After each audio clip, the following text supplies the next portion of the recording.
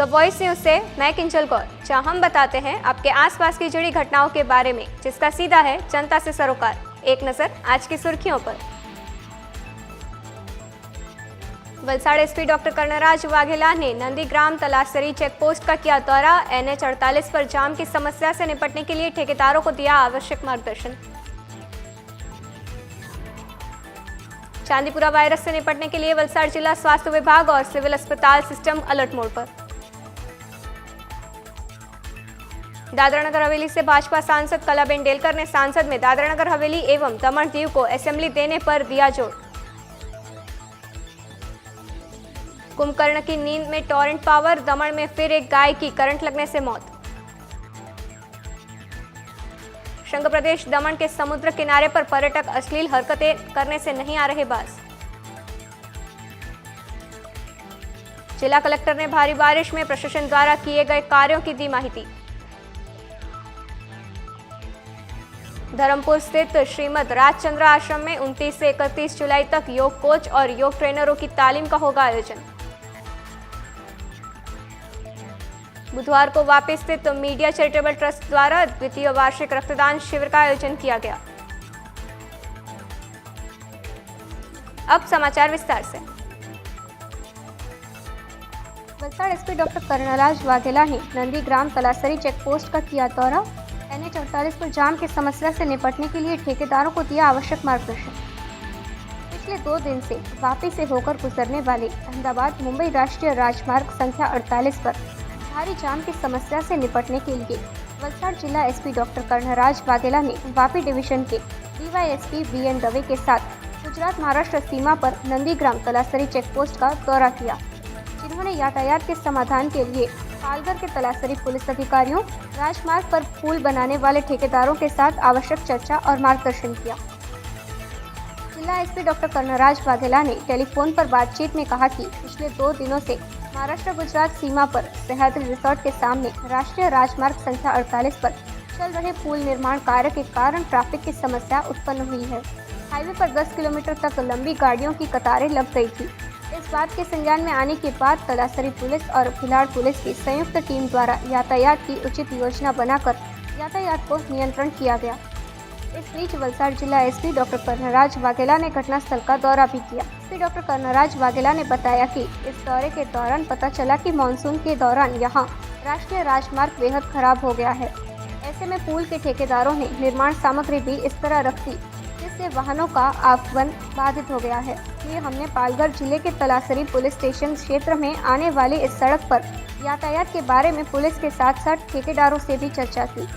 Highway पर भारी वाहनों की मूवमेंट नहीं हो पाने के कारण लंबा जाम लग गया था। लगातार 2 दिनों तक ऐसी स्थिति बने रहने के बाद इसके समाधान के लिए Vapi industries association, Vapi transport association से भी आवश्यक चर्चा की गई। जिला एसपी ने राजमार्ग के जिन दोनों लेन पर भारी वाहन गुजर रहे हैं, इसे रोकने और हल्के वाहन की आवाजाही शुरू करने का पुलिस को निर्देश दिया था, जिसके चलते कल रात पुलिस ने अपना कर्तव्य निभाया और सड़क पर यातायात का बोझ कम किया। सड़क के कार्य के दौरान ठेकेदारों का सामान एवं सामग्री बाधा न बने, साथ ही कार्य के साथ साथ यातायात भी यथावत रहे, ऐसी सूचना दी गई थी। जहां ठेकेदारों द्वारा जल्द से जल्द टूटी हुई सड़क की मरम्मत का आश्वासन दिया गया। फिलहाल इस राष्ट्रीय राजमार्ग संख्या 48 पर यातायात यथावत रहने से वाहन चालकों ने राहत की सांस ली है। Bureau report, the voice news. Gujarat राज्य में चांदीपुरा वायरस की दस्तक हो चुकी है। ऐसे में वलसाड़ जिला प्रशासन भी इस बीमारी से प्रदेश की जनता को बचाने के लिए अपनी कमर कस चुकी है। इस जानलेवा बीमारी से लड़ने के लिए विभाग के कर्मचारियों के लिए जिले के स्वास्थ्य विभाग की ओर से एक जिला स्तरीय कार्यशाला का आयोजन वलसाड़ में किया गया था। स्वास्थ्य विभाग द्वारा अब तक करीब 108 गांवों में सर्वे भी कराया गया है। बीमारी के खतरे को देखते हुए वलसाड़ जिला स्वास्थ्य और सिविल अस्पताल सिस्टम अलर्ट मोड पर है। साथ ही सिविल अस्पताल में सतर्कता के तौर पर वेंटिलेटर, ऑक्सीजन, दवा के साथ साथ डॉक्टरों और नर्सिंग स्टाफ की टीम भी किसी भी खतरे से निपटने के लिए तैयार है। ચાંદીપુરા વાયરસ એ અતિ ગંભીર વાયરસ છે અને આ અંગેની રાજ્યકક્ષાની બેઠક પણ થઈ ગઈ છે, ઉચ્ચ કક્ષાની વિડીયો કોન્ફરન્સો પણ થઈ છે અને સમગ્ર વલસાડનું તંત્ર આ માટે એલર્ટ છે। વલસાડ ખાતે પણ આની વિડીયો કોન્ફરન્સ પણ થઈ ચૂકેલી છે અને જે હેલ્થનું ડિપાર્ટમેન્ટ છે એ તદ્દન સતર્ક છે. ચાંદીપુરા વાયરસ એક એવો વાયરસ છે કે જે એનું નામ જ મૂળ મહારાષ્ટ્રના એક ગામ ચાંદીપુરાથી ઉત્પન્ન થયેલો પ્રથમ કેસ, જેના કારણે વાયરસનું નામ પડ્યું છે. આ વાયરસ સામાન્ય રીતે 9 માસથી મોટા અને 14 વર્ષની ઉંમર સુધીના બાળકોને થતો હોય છે, ચેપ લગાડતો હોય છે.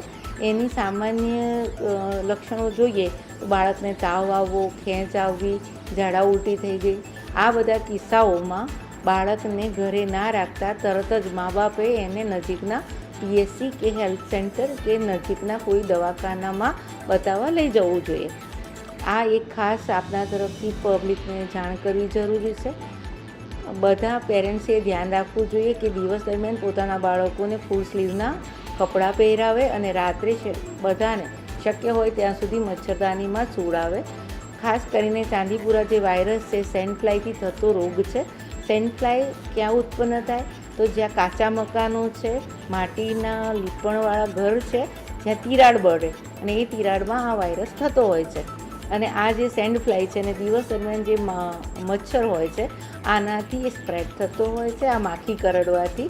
એટલે દરેક પેરેન્ટ્સ એનું ધ્યાન રાખે ને કાચા મકાનમાં રહેતા જે લોકો છે, જો તમારા ઘરમાં આવી કોઈ તિરાડ દેખાય તો એને લીંપણથી પણ પૂરી દેવી જોઈએ. સાથે સાથે આપણું જે તંત્ર છે, વહીવટી તંત્ર અને હેલ્થનું ડિપાર્ટમેન્ટ, એમને ટીમોનું ફોર્મેશન કર્યું છે. આખા વલસાડ જિલ્લામાં લગભગ આપણે 400 ઉપર ટીમો બનાવી છે અને આ ટીમોમાં આશા વર્કર અને અન્ય કર્મચારીગણ ઘરે ઘરે આનો સર્વે કરી રહ્યા છે. અને આ સર્વેના અંતે આપણે જ્યાં જે દવા છંટકાવ કરવાનો છે એનું પણ દરેક ગામે ડિટેલિંગ કરેલું છે, જેથી એ કાર્યવાહી પણ શરૂ થઈ છે. तो वॉइस न्यूज़ के लिए वलसाड से ऑलिवर ठक्कर की रिपोर्ट। दादरा नगर हवेली से भाजपा सांसद कलाबेन डेलकर ने सांसद में दादरा नगर हवेली एवं दमन दीव को असेंबली देने पर जोर दिया। असेंबली नहीं मिलती तब तक पालिका जिला पंचायत के चुने हुए प्रतिनिधियों को उनके हक अनुसार सत्ता देने की बात कही। आइए देखते हैं उन्होंने क्या कहा। के लिए आपका बहुत बहुत धन्यवाद। मैं केंद्र शासित प्रदेश दादरा नगर हवेली के बारे में बताना चाहती हूँ। मेरा प्रदेश आदिवासी बाहुल्य प्रदेश है। प्रदेश में पंचायती राज होने के बावजूद यहाँ जिला पंचायत एवं नगर पालिका में अधिकार ना होने की वजह से आज भी प्रदेश की जनता मूलभूत सुविधाओं जैसी अच्छी सड़कें, स्वच्छ पीने का पानी, सस्ती बिजली, अच्छी शिक्षा एवं रोजगार से वंचित है। महोदय, भारत सरकार की सभी स्कीम्स प्रदेश की जनता को घर घर तक पहुँचे, साथ ही जनता को उनका हक और अधिकार मिले और विश्व के सबसे बड़े लोकतांत्रिक देश में हमारे प्रदेश को भी लोकतांत्रिक प्रक्रिया से जोड़ने के लिए पूर्ण असेंबली दी जाए। इस संदर्भ में 2014 महामहिम उपराष्ट्रपति जी ने अध्यक्षता में और स्टैंडिंग कमेटी ने भी दोनों प्रदेश को पूर्ण विधानसभा देने की सिफारिश की थी। यह विषय मैंने 2021 एवं 2019 में तत्कालीन सांसद मोहन भाई डेलकर जी ने भी इस सदन में रखा। यह मुद्दा तीसरी बार आपके सामने रख रही हूँ।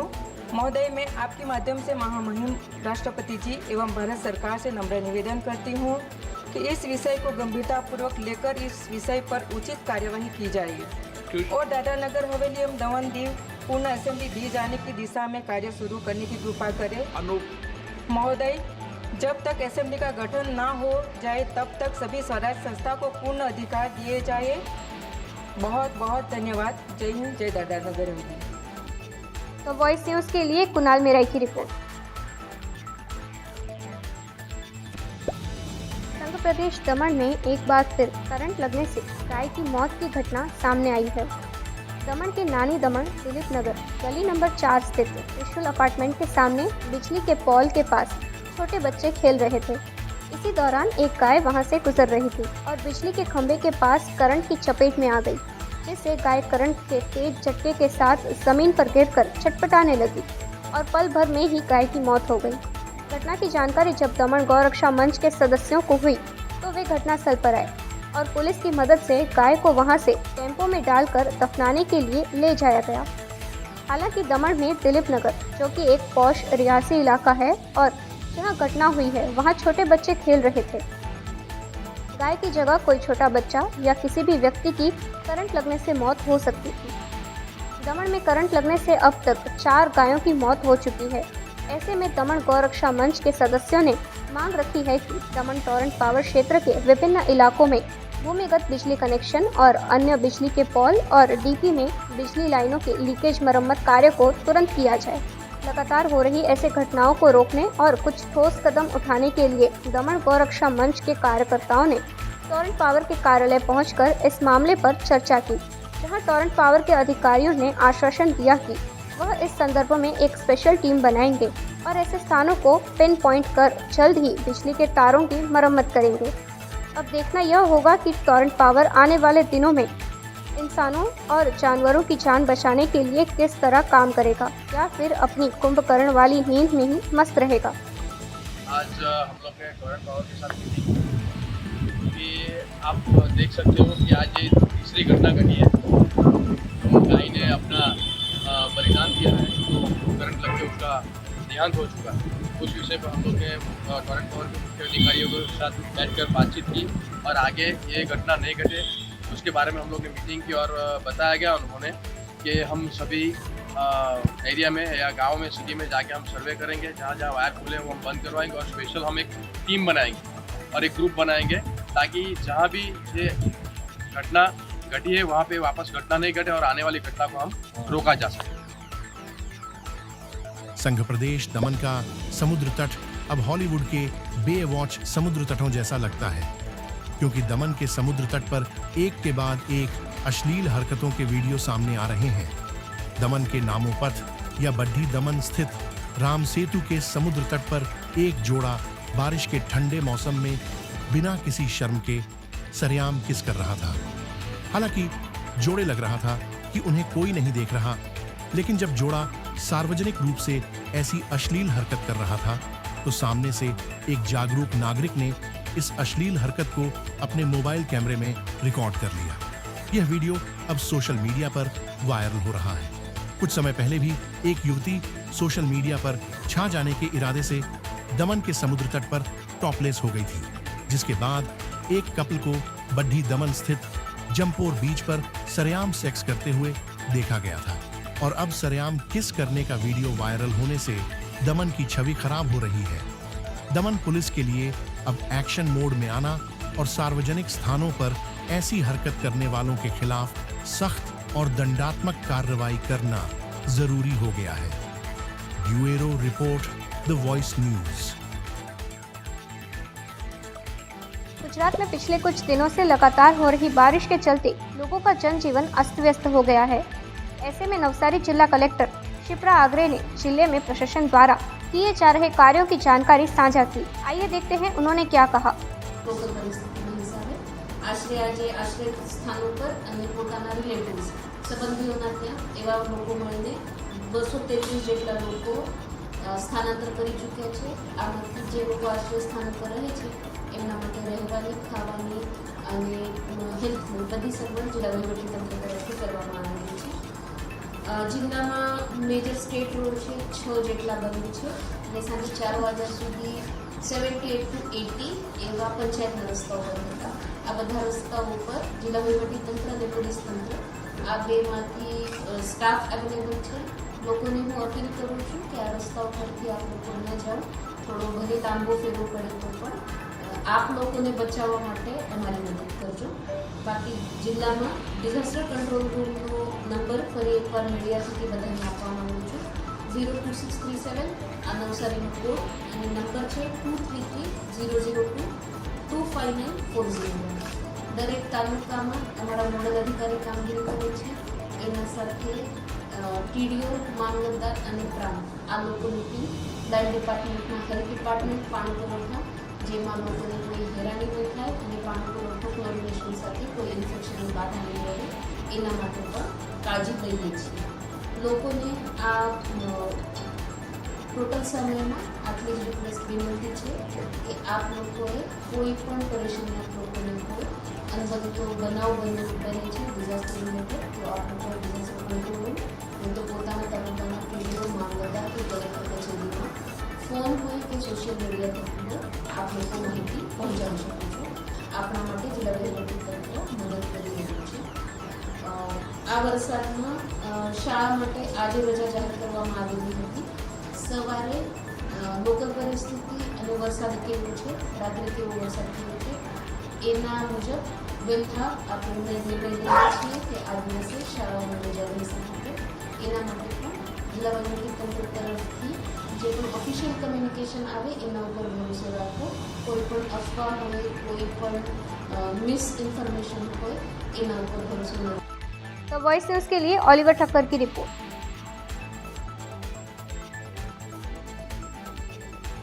धर्मपुर स्थित श्रीमद राजचंद्र आश्रम में 29 से 31 जुलाई तक योग कोच और योग ट्रेनरों की तालीम का होगा आयोजन।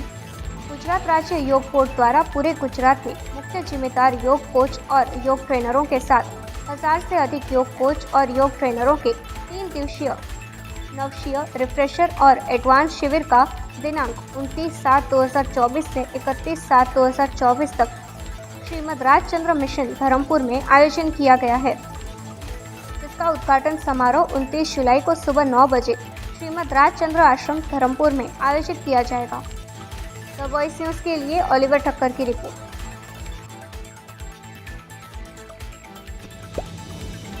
बुधवार को वापी स्थित मीडिया चैरिटेबल ट्रस्ट द्वारा द्वितीय वार्षिक रक्तदान शिविर का आयोजन किया गया था। मीडिया चैरिटेबल ट्रस्ट द्वारा आयोजित भव्य रक्तदान शिविर के अवसर पर मुख्य अतिथि के तौर पर उपस्थित सीताराम आश्रम अतुल के पूज्य स्वामी रामदास जी महाराज और पूर्व वन मंत्री और उमरगांव विधायक रमनलाल पाटकर ने कहा कि हर दान से बढ़कर है रक्तदान, क्योंकि जब हम अपना रक्तदान करते हैं तब हम जीवन से संघर्ष करने वाले किसी इंसान की जान बचाते हैं। इसलिए रक्तदान करके किसी के चेहरे पर मुस्कान लाने का नेक काम जरूर करें। सुबह 8 बजे से शुरू होकर शाम 5 बजे तक भारी बरसात होने के बावजूद रक्तदान करने वाले दाताओं का तांता लगा रहा। संस्था से जुड़े लोगों की मेहनत और अथक प्रयास से इस रक्तदान शिविर में 125 यूनिट रक्त एकत्र किया गया था। इसके लिए संस्था ने सभी रक्तदाताओं का आभार व्यक्त किया।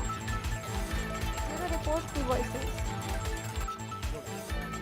हो रहा है उसका प्रेसिडेंट है माननीय श्री जगदीश भाई, और हमारा जो पूरा रक्तदान इसके करने का, सहयोग करने का, जो कार्यक्रम करने का जो माध्यम है मीडिया चैरिटेबल ट्रस्ट और से हो रहा है।